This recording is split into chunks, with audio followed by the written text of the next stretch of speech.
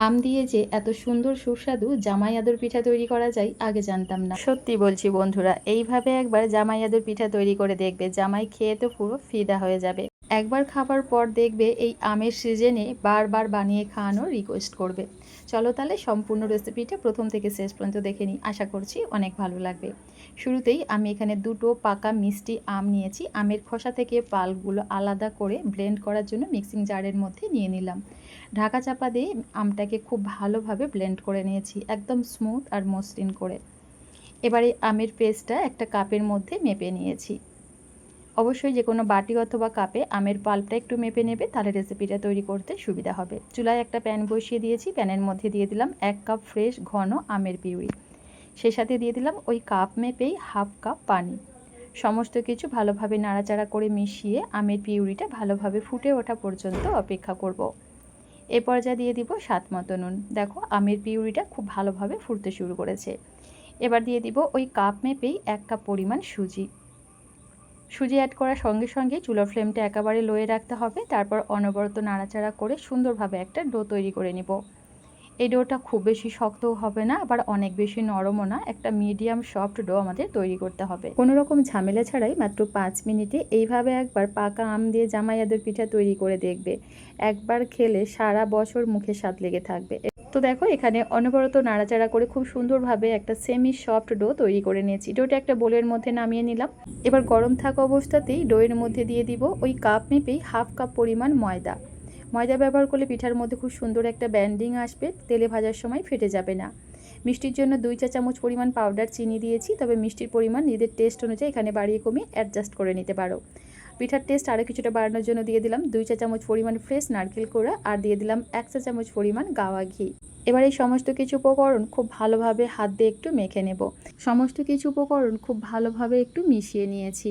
তারপরে পিঠার টেস্ট আরও কিছুটা বাড়ানোর জন্য দিয়ে দিচ্ছি 2 চা চামচ পরিমাণ গুঁড়া দুধ। চাইলে তোমরা এখানে গুঁড়া দুধের পরিমাণ আরও কিছুটা বাড়িয়ে দিতে পারো, তবে কোনোভাবেই স্কিপ করবে না। গুঁড়া দুধ দিয়ে দেখবে পিঠাটা খেতে অনেক বেশি ভালো লাগবে। তো দেখো আমি এখানে ডোটাকে প্রায় 1 থেকে 1.5 মিনিটের মতো খুব ভালোভাবে মধ্যে একদম স্মুথ আর মসৃণ করে নিয়েছি। ঠিক এইভাবেই ডোটা আমাদের মেখে নিতে হবে।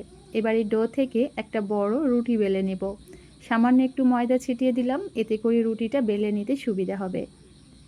আর এই রুটিটা খুব বেশি পাতলা করে বেলা যাবে না, আবার অনেক বেশি মোটাও না। তো দেখো এখানে আমি খুব সুন্দরভাবে একটা রুটি বেলে নিয়েছি, আর রুটির থিকনেসটা দেখো ঠিক এইরকম একটু মোটা করে বেলতে হবে।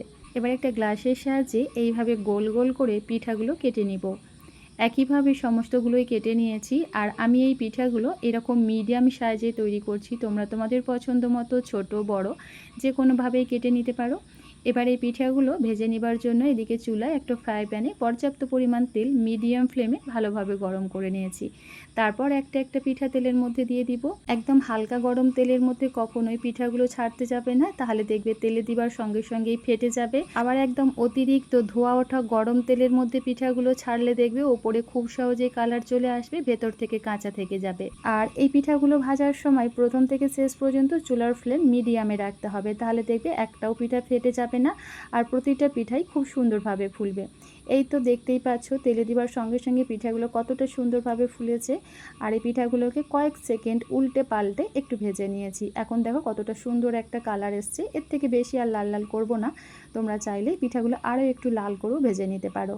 তো পিঠাগুলো তেল ঝরিয়ে উঠিয়ে নিলাম, একইভাবে বাকি পিঠাগুলো ভেজে নিব।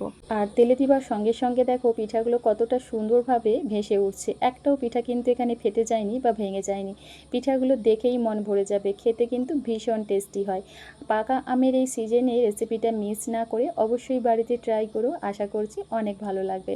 আর হ্যাঁ, বাড়িতে বানালে কমেন্ট করে জানাতে একদম ভুলো না রেসিপিটা তোমাদের কেমন লাগলো। তো একইভাবে সমস্ত পিঠাগুলো ভেজে একটা প্লেটের মধ্যে সাজিয়ে নিয়েছি। স্বাদে ঘ্রাণে ভরপুর মজাদার এই জামাই আদর পিঠা একবার খেলে বারবার বানাতে ইচ্ছা করবে। বাচ্চা থেকে বড় সকলেই ভীষণ পছন্দ করে খাবে।